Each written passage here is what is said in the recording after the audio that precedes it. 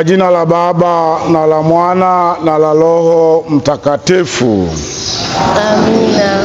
Bwana awe nanyi.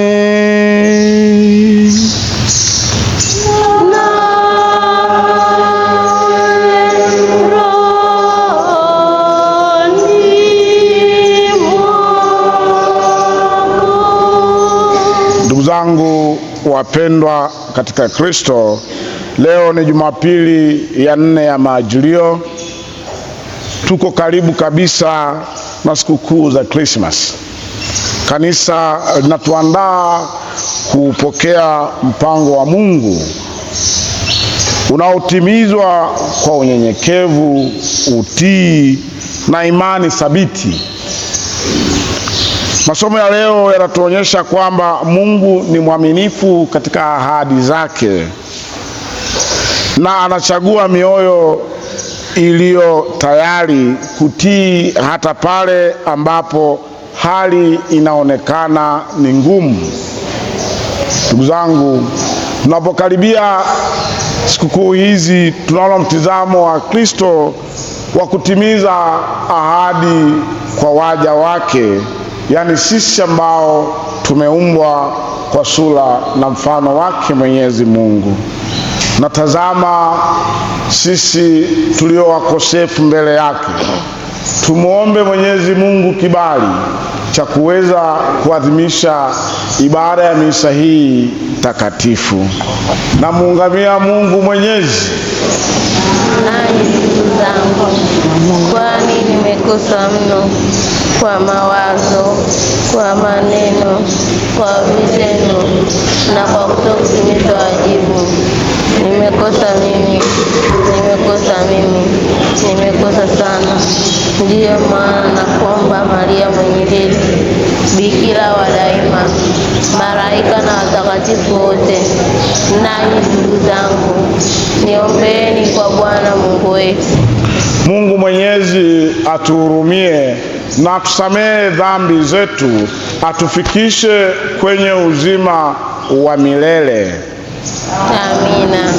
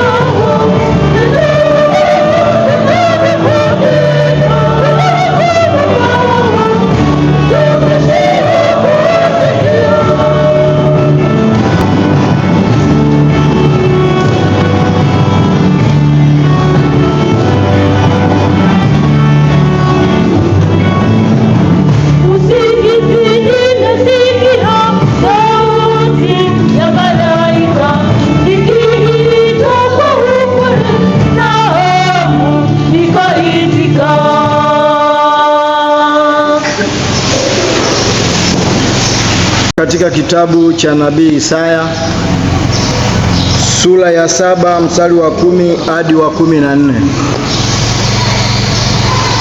Siku zile Bwana akasema na Ahazi akinena, jitakieni ishara ya Bwana Mungu wako, itake katika mahali palipo chini sana au katika mahali palipo juu sana. Lakini Ahazi akasema, sitaitaka wala sitamjaribu Bwana.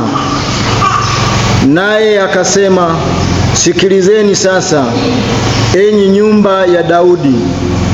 Je, ni neno dogo kwamba kuwachosha wanadamu hata mkataka kumchosha Mungu wangu? Kwa hiyo Bwana mwenyewe atawapa ishara.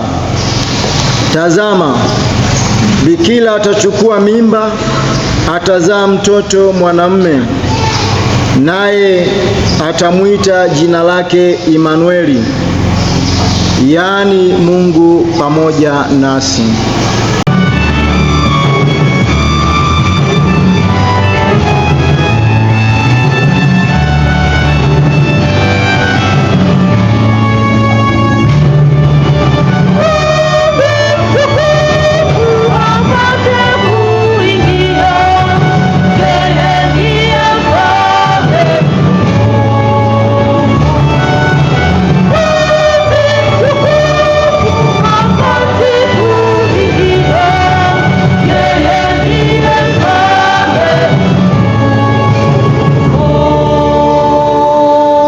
Nchi na vyote vijazavyo ni mali ya Bwana, dunia na wote wakao ndani yake. Maana ameiweka misingi yake juu ya bahari, na juu ya mito na maji ameithibitisha.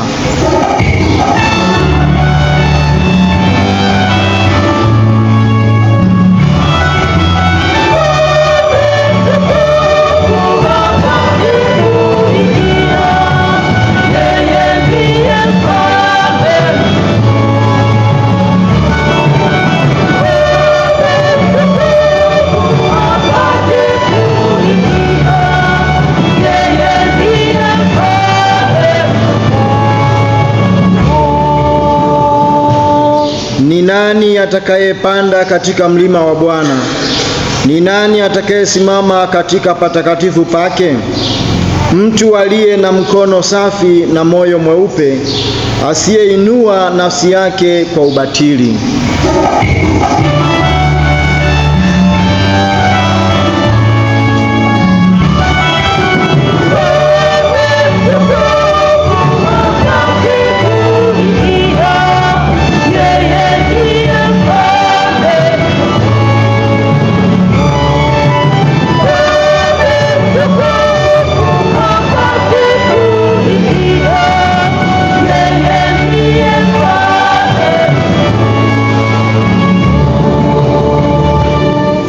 Atapokea baraka kwa Bwana na haki kwa Mungu wa wokovu wake. Hiki ndicho kizazi cha wamtafutao, wakutafutao uso wako, e Bwana wa Yakobo.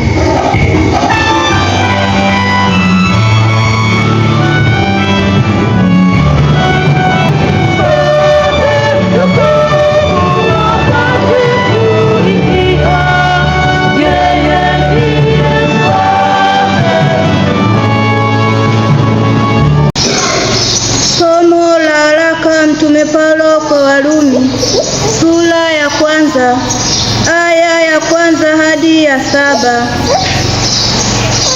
Paulo, mtumwa wa Kristo Yesu, aliyeitwa kuwa mtume na kutengwa aihubiri Injili ya Mungu, ambayo Mungu amekwisha kuiahidi kwa kinywa cha manabii wake katika maandiko matakatifu, yaani habari za mwanawe aliyezaliwa katika ukoo wa Daudi kwa jinsi ya mwili, na kudhihirishwa kwa uweza kuwa mwana wa Mungu kwa jinsi ya Roho ya utakatifu, kwa ufufuo wa wafu, Yesu Kristo Bwana wetu, ambaye katika yeye tulipokea neema na utume, ili mataifa yote wapate kujitiisha kwa imani kwa ajili ya jina lake, ambao katika hao ninyi mmekuwa wateule wa Yesu Kristo. Kwa wote walioko Rumi, wapendwao na Mungu, walioitwa kuwa watakatifu, neema na iwe kwenu na amani itokayo kwa Mungu Baba yetu na kwa Bwana Yesu Kristo. Neno la Mungu.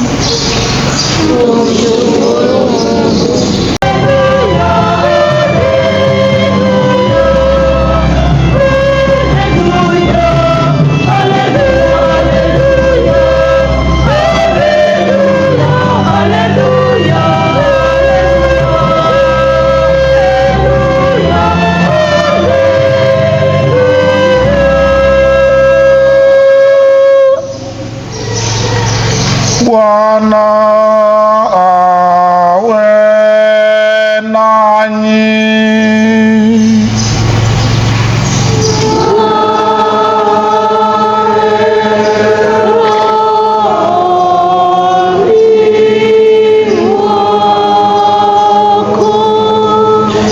Somo katika Injili ilivyoandikwa na Mathayo.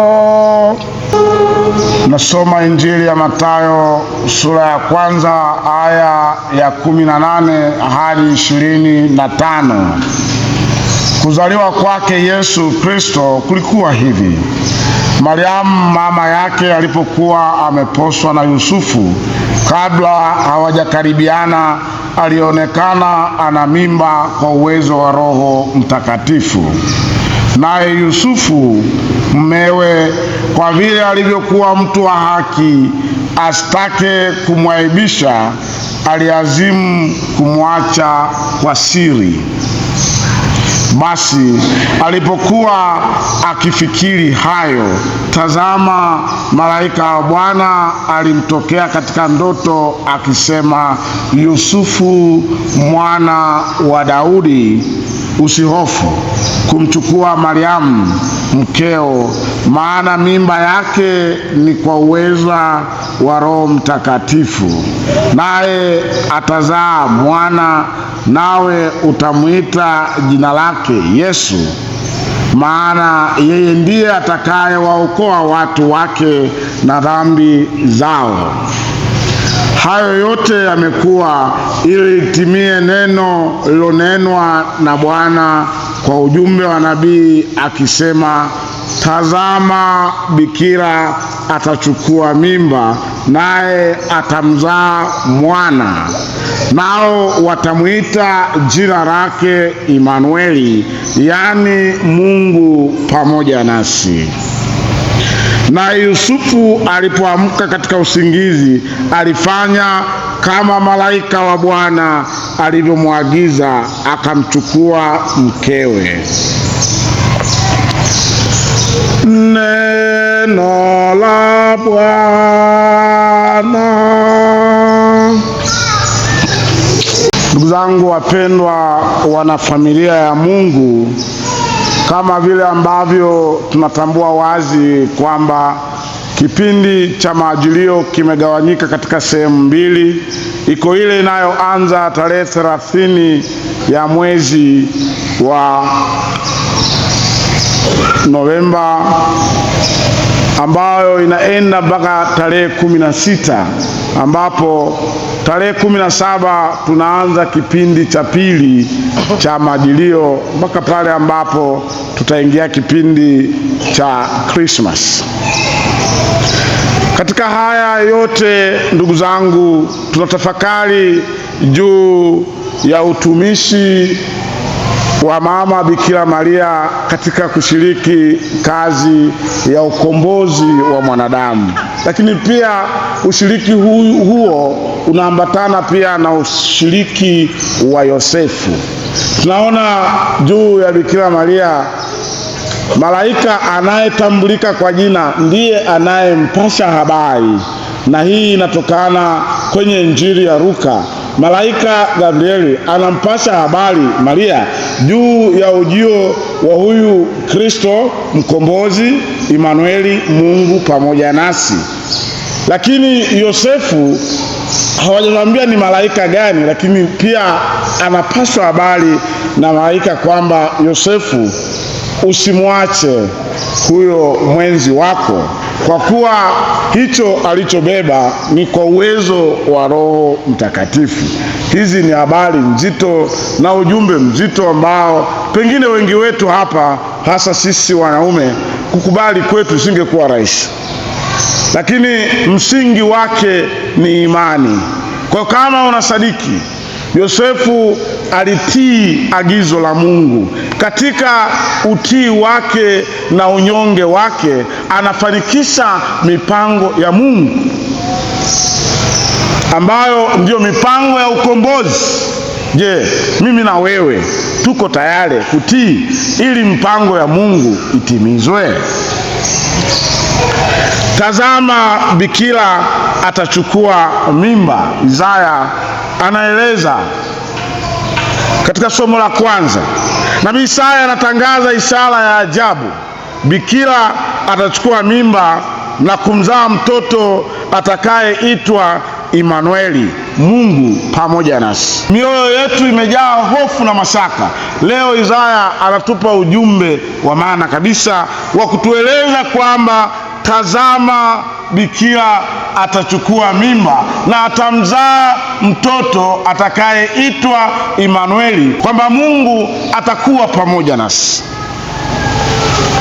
Mungu hasaliti ahadi zake. Hata tunapokabiliwa na hofu za kesho, changamoto za maisha na au chochote ambacho kinaleta sintofahamu katika familia zetu, Mungu yuko pamoja nasi. Majilio yanatualika kuamini uwepo wa Mungu katikati yetu, hata katika hali zetu ambazo pengine katika hali ya kibinadamu tunadhani zimeshindikana. Tunaalikwa kuwa na imani hiyo ya kuendelea kuwa wana wake Mwenyezi Mungu tuliojaa matumaini. Yesu Kristo mwana wa Mungu. Mtume Paulo anaandika barua kwa Warumi, anasema Yesu Kristo mwana wa Mungu. Anaendelea kuthibitisha kwamba mkombozi Imanueli, Mungu pamoja nasi, ni mwana wa Mungu kweli kweli.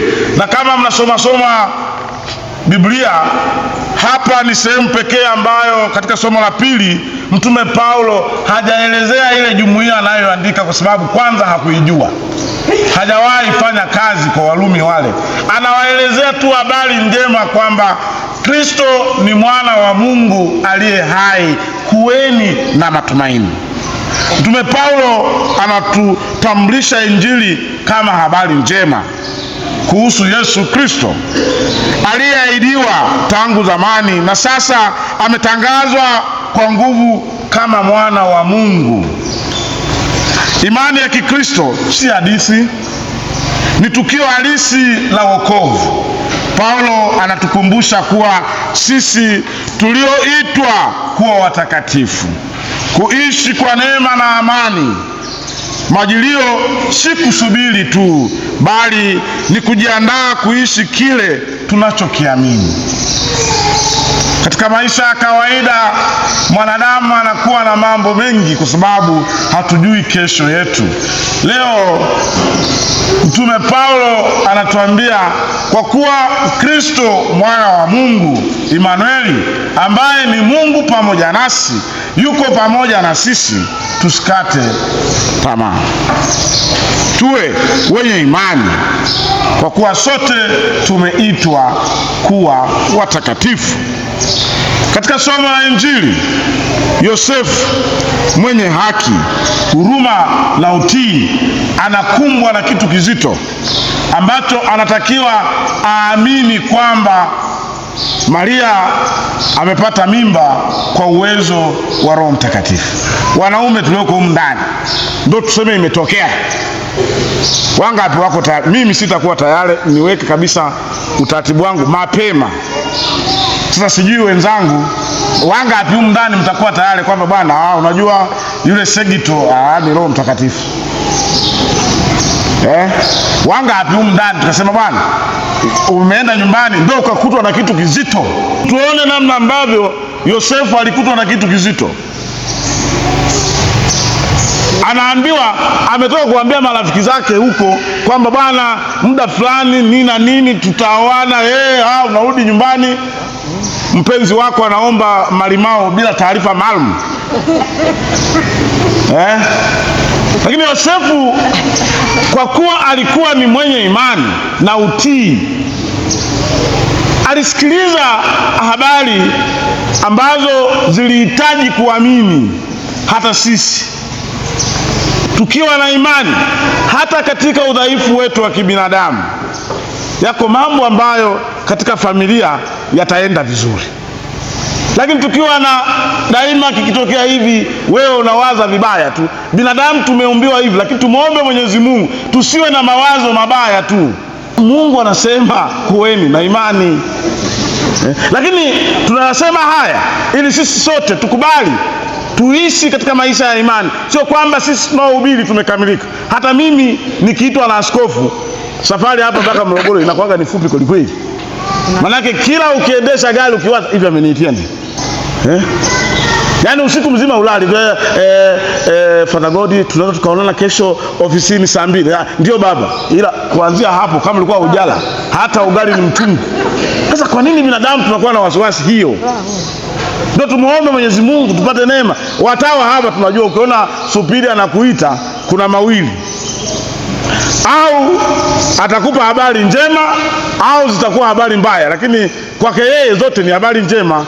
Hata ukihamishwa ukifanya. Kwa hiyo ni hali ya kibinadamu, huko ni kukosa imani. Kwa hiyo tuombeane katika hili ili tuwe na mawazo yaliyo mpendeza na yatakayo mpendeza Mungu, sio wanadamu wenzetu. Shida inayokuja ni kwamba tunaishi ili tuwafurahishe watu.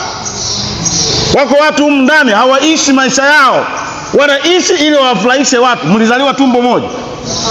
Mlizaliwa siku moja? Hata kama mlizaliwa siku moja na tumbo moja, lakini sio muda mmoja, si ndio? Lazima mwe tofauti. Unaishi hapa unahangaika, mawazo yote unaishi umpendeze binadamu mwenzako ambaye naye ni kiumbe kilichochanganyikiwa. Unampendeza sana ngapi?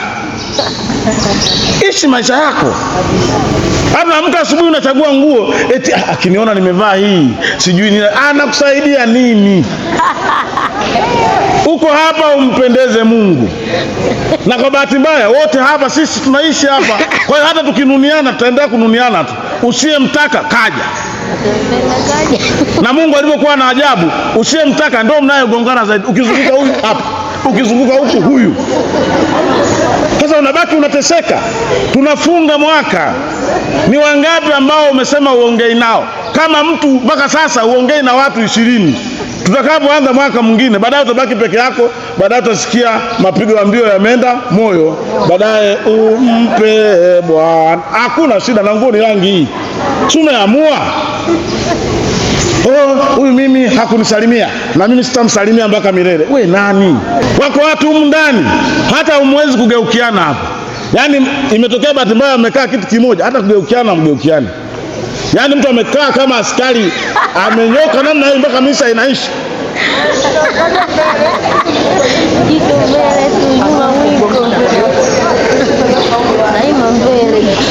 Hata jeshini kuna muda wanasema legeza mwili.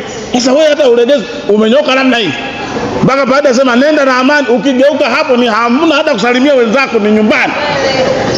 Badilika. Kuwa na imani. Mwambie jirani yako hata kesho ipo. Hata kesho ipo. Hakuna magumu yanayoishi milele. Matumaini ni msingi wa maisha yetu.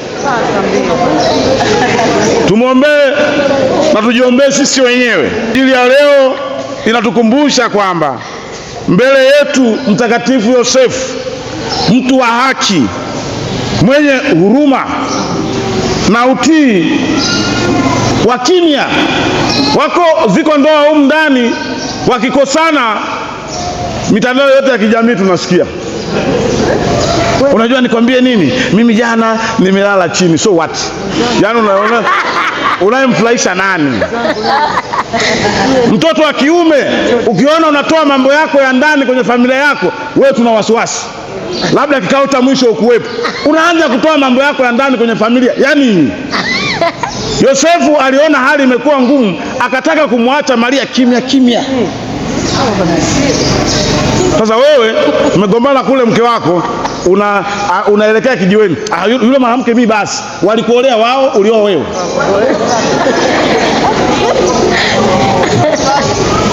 Mwanaume lazima uwe na kifua. Sio kila kitu kinachotokea ndani ya nyumba lazima kitoke nje. Na ndio maana mmeoana nyinyi wawili, ni mwili mmoja.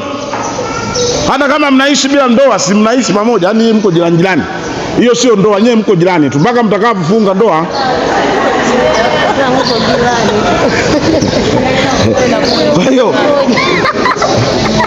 Kwa hiyo nimesikia juzi hapa kuna mtu mmoja aliongelea kuhusu Msolwa, akasema mimi mpaka natamani hata kuhama. Nikasema wewe unatamani kuhama, pengine ukihama wewe utapunguza matatizo, sababu unaweza kana wewe ni chanzo cha matatizo. Wajua binadamu kila siku nadhani wenzao ndio wanaokosa, wewe ukosei. Kwa hiyo ndugu zanguni na ninyi wa mama, mkikosana ndani, tafuteni mjumbe anayeelewa, ambaye hataenda kutoa siri zenu za ndani. Nyumba isiyokuwa na siri haiwezi kujengwa katika misingi imara. Nyumba ambayo kuna familia siku hizi unamuomba Mungu, naomba huyu mama asilewe, maana akilewa atatoa siri za ndani. Kweli wewe umekunywa tubia tuwili tu tayari nikwambie kitu, baba fulani jana alirudi saa 9. Maana wewe mwanamke umeshindwa mpaka anarudi saa 9 na wewe uko hapa upunu ikera. Unajua kupunuka nini?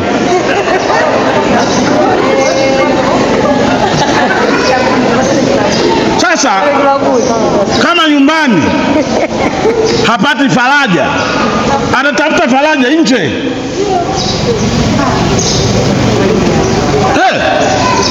Lazima apate faraja ndani ya nyumba ili aweze kutulia mle ndani. Kuku wa kwako manati ya nini? Ukiona anaondoka umeshindwa kazi. Kwa hiyo nyamaza kimya kimya, urudishe kuku wako ndani ya nyumba. Usiwatangazie ndugu na jamaa. Wanasema kwenye kuku wengi hatumwagi mchele.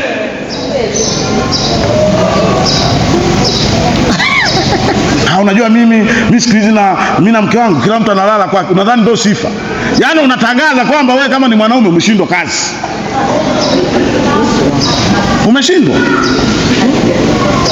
Kwa hiyo sisi wakati tunafundwa kule nyumbani, ukimaliza darasa la 7 unafundwa, kwa sababu kule vijijini darasa la 7 tayari unaweza ukaoa baadaye.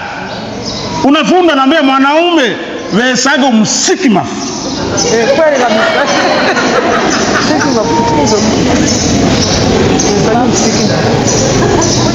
Na mwenetu ulipevita.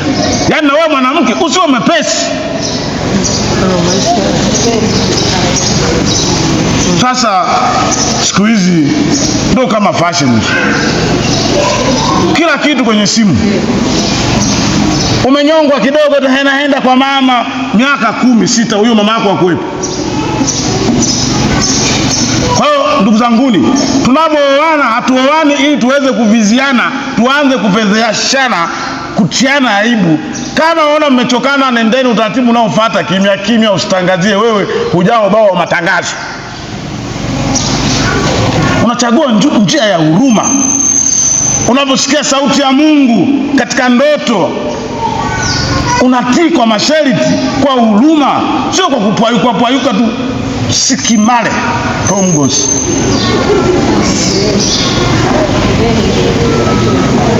Utii wa Yosefu unaokoa mpango wa Mungu. Je, utii wako wewe utaongoa mpango wa nani? Huyo unayemwona leo mke wako kama hafai, pengine ndio mpango wa Mungu. Huyo ndio mke aliyekupa. Na ndio maana akasema katika shida na raha, beba msalaba. Msalaba utaki kubeba hata kidogo. Unataka kwa wewe nani? Bikira Maria? Yosef alishawahi, wewe umeshachelewa. Zangu, tunaomba na tunaalikwa katika kipindi hiki cha Majilio kuamini hata tusipoelewa kikamilifu. Kama Yosefu tunaalikwa kuamini Mungu zaidi kuliko mantiki ya kibinadamu, kuchagua huruma badala ya hukumu. Wako watu wengi umndani tunachagua hukumu, sio huruma. Ukiona mtu anaenda kumsemelea mwenzake, na wewe unayesikiliza, kesho akikosa kumsemelezea, atasemelezea kuhusu wewe. Kumruhusu Mungu awe pamoja nasi. Emmanuel si wazo, ni uhalisia wa maisha ya Mkristo. Ndugu zangu wapendwa, tunapokaribia Christmas, tujiulize, je, mioyo yetu iko tayari kumpokea Emmanuel? Tuombe neema ya utii wa Yosefu, imani ya Isaya na shukrani ya Paulo. Tunakungoja, njoo, njoo. Mungu mmoja.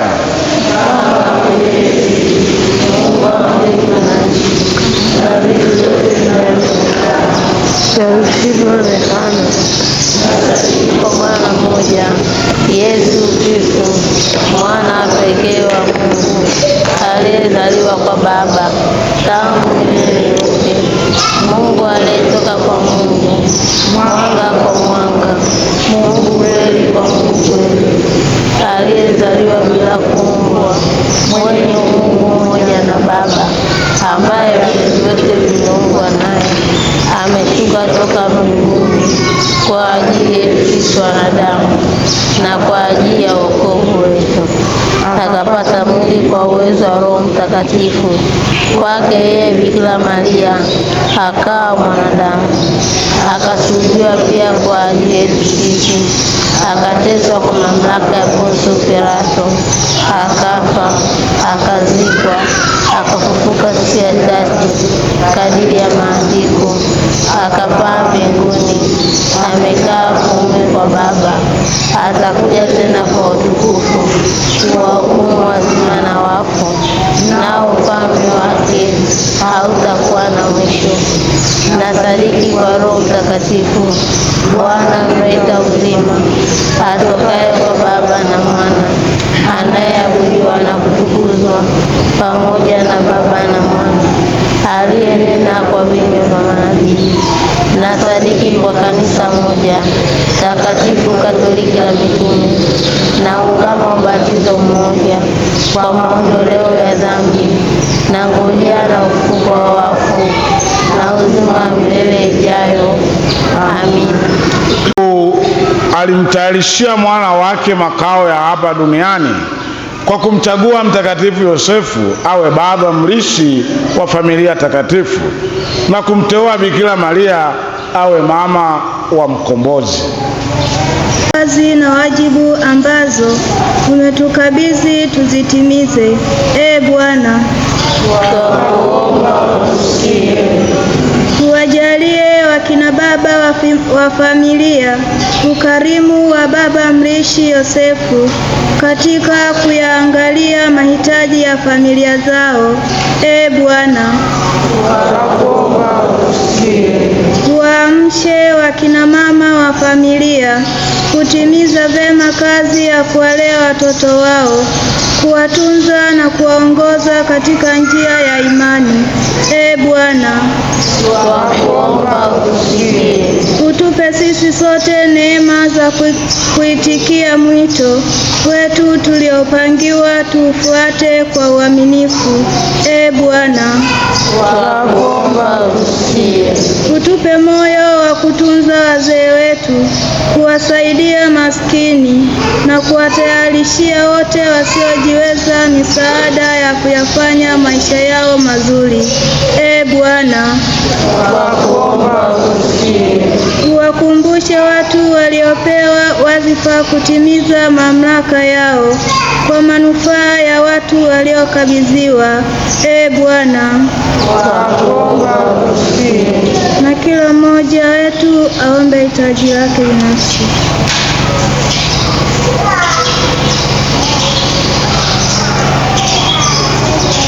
Ee Bwana,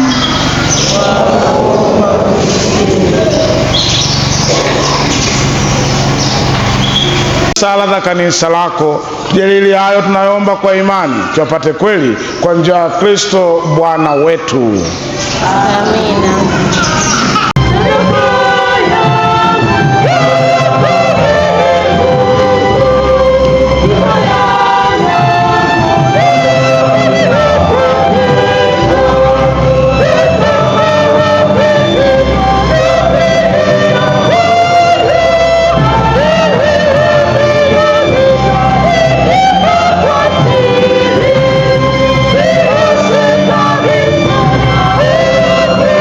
Woo!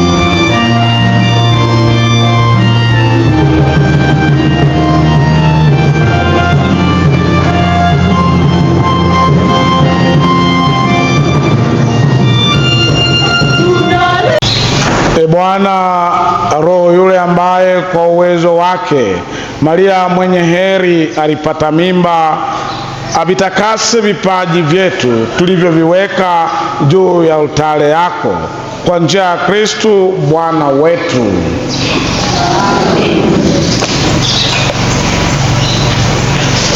Bwana awe nanyi.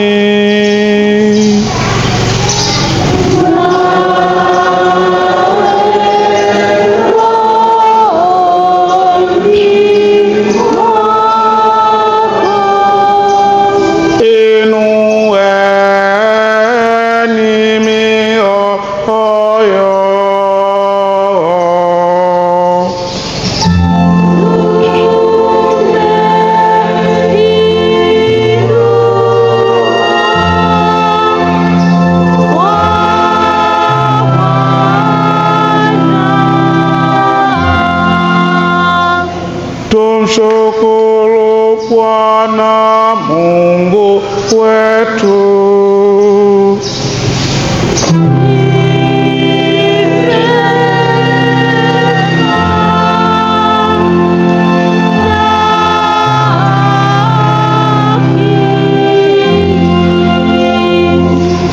Kweli ni vema na haki, tendo la kufa na la kuleta wokovu.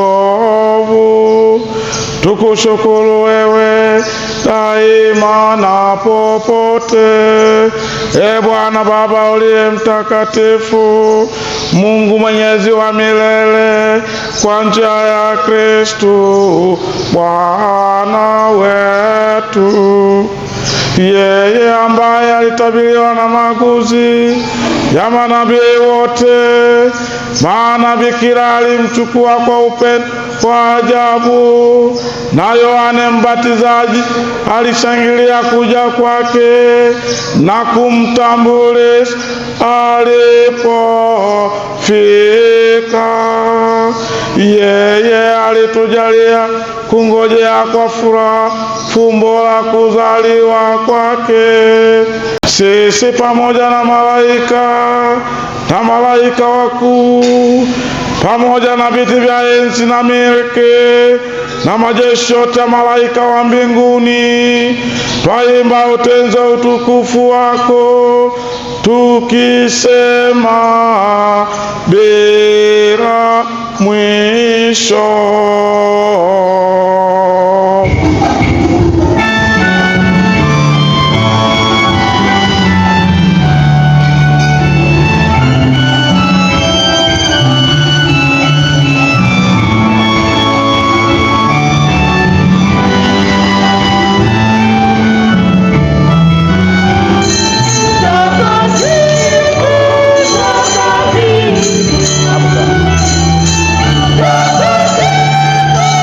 Woo!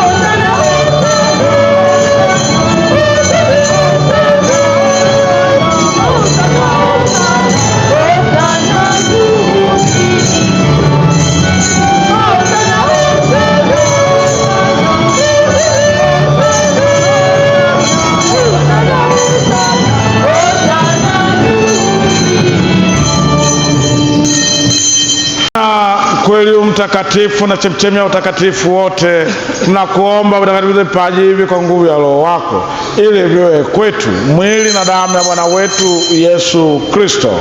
Yeye alipotolewa na kuingia kwa hiari katika mateso yake, alitoa mkate, akashukuru, akaumega na akawapa wafuasi wake akisema, twaeni mle nyote, huu ndio mwili wangu utakaotolewa kwa ajili yenu.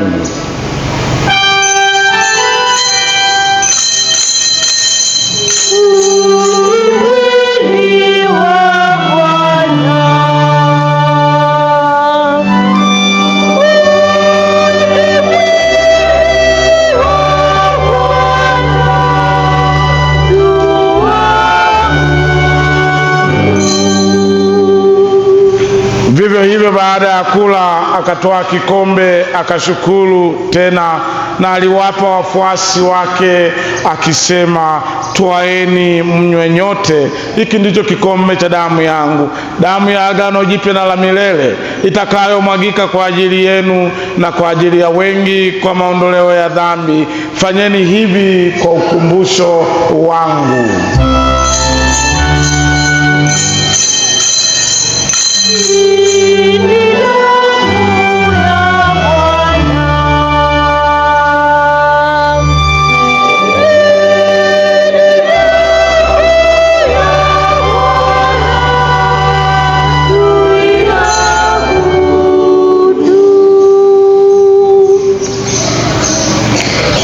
Fumbo la imani.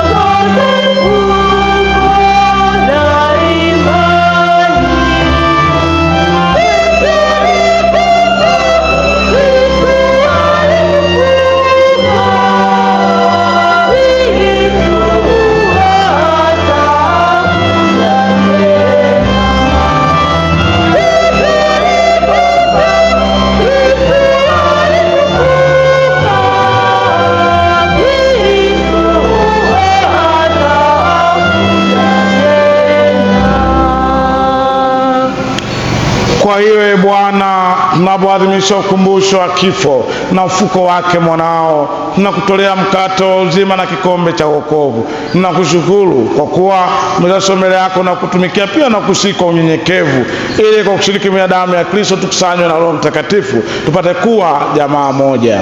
Bwana, ulikumbuke kanisa lako lienee popote duniani, ulikamilishe katika mapendo, pamoja na Baba Mtakatifu wetu Leo wa 14 na askofu wetu Msimbe na wakilelo wote. Uwakumbuke pia ndugu zetu waliofariki dunia wakiwa na tumaini la ufuko, na marehemu wote waliofariki dunia katika huruma yako. Uwapokee kwenye nuru ya uso wako. Tunakuomba utuhurumie sisi sote, ili pamoja na Maria Bikira mwenye heri, mama wa Mungu, na Mtakatifu Yosefu mume wake huyo Bikira, mitume wenye heri na watakatifu wote waliokupendeza tangu kale, tustahili kushiriki uzima wa milele na kusifu na kutukuza kwa njia ya mwanao Yesu Kristo. Kwa njia yake na pamoja naye na ndani yake, wewe Mungu Baba Mwenyezi, katika umoja wa Roho Mtakatifu, unapata heshima yote na utukufu milele na milele.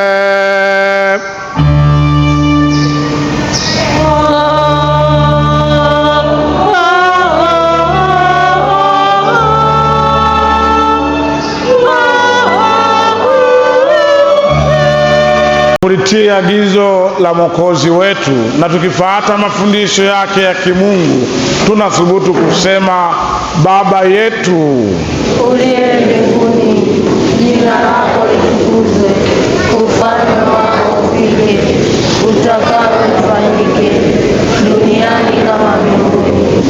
Utupe leo mkate wetu wa kila siku, utusamehe makosa yetu kama tunavyowasamehe na sisi waliotukosea, usitutie katika kishawishi, lakini tuokoe maovuni. Bwana, tunakuomba utuopoe katika maovu yote, tujalie kwa wema amani maishani mwetu, kusudi kwa msaada wa huruma yako tuopolewe daima na dhambi, wala tusifadhaishwe na jambo lolote, na tunatumia tumaini lenye heri na ujua Mwokozi wetu Yesu Kristo. Kwa kuwa ufalme ni wako na nguvu na utukufu hata milele. Bwana Yesu Kristo, usizitazame dhambi zetu, ila tu imani ya kanisa lako. Upelele na moja kama yalivyo mapenzi yako, unaishi na kutawala milele na milele.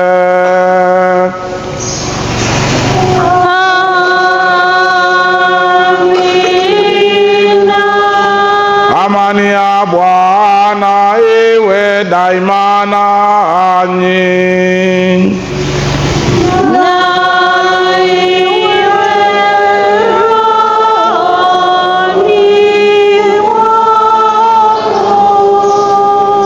Mpeane amani ya Kristo.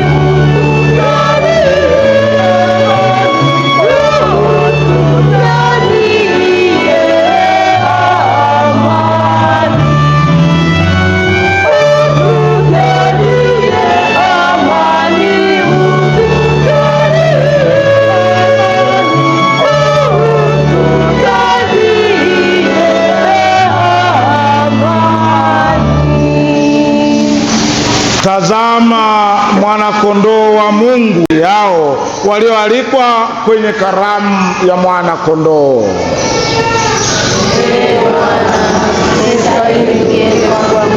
Lakini sema neno na roho yangu itapona.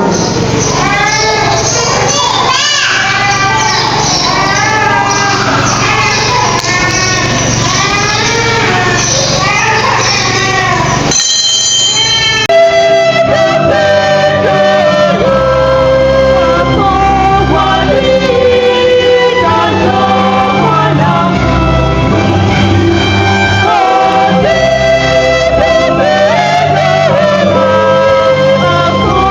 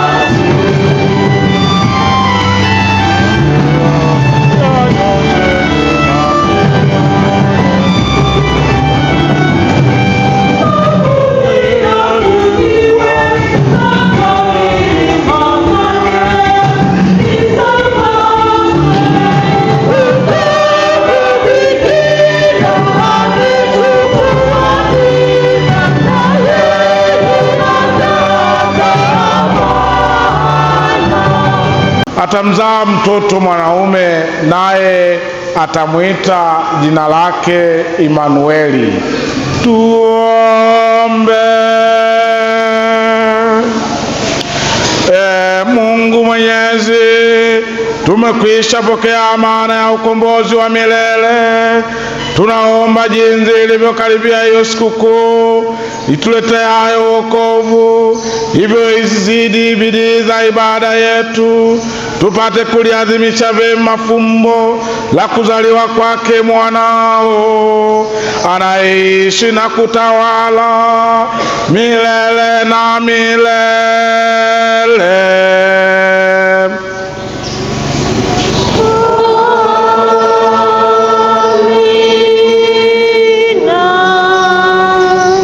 Mimi binafsi niwatakie Christmas njema na heri za mwaka mpya, kwa sababu mimi mwaka mpya naenda nyumbani.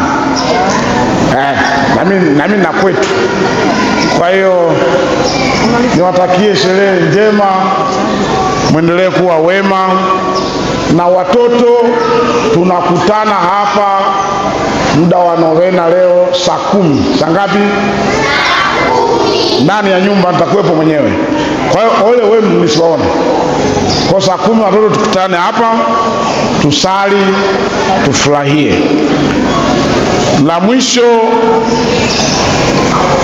niendelee kuwakumbusha wazazi, zimebaki siku chache sana kuanza tarehe za kufungua shule watoto.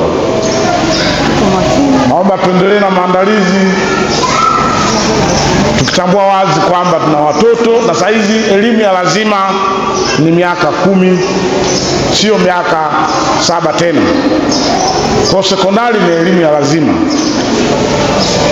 Kwa wazazi, tuendelee, tunapofanya sherehe hizi tujikumbushe kuwa mwezi wa kwanza pia kuna watoto wanatakiwa kurudi shuleni. Kwa hiyo baada ya hayo, nadhani niwape baraka na Mungu awabariki sana. Bwana awe nanyi.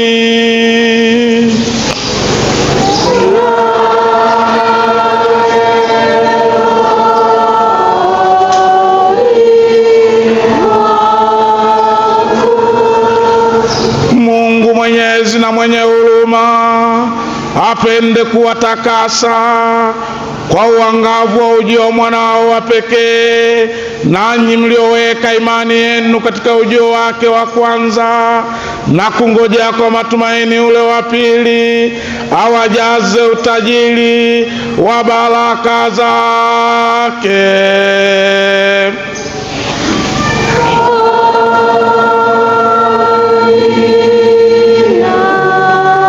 Katika maisha sasa hapa duniani, yeye awafanye imara katika imani, wafurahifu katika matumaini, na wenye juhudi katika upendo.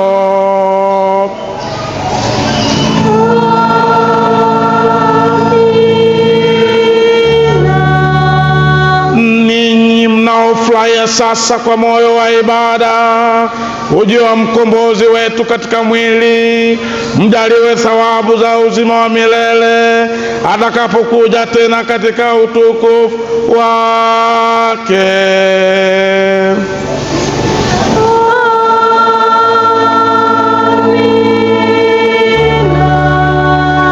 Na baraka yake Mungu Mwenyezi, Baba na Mwana na Roho Mtakatifu iwashukie na kukaa nanyi daima.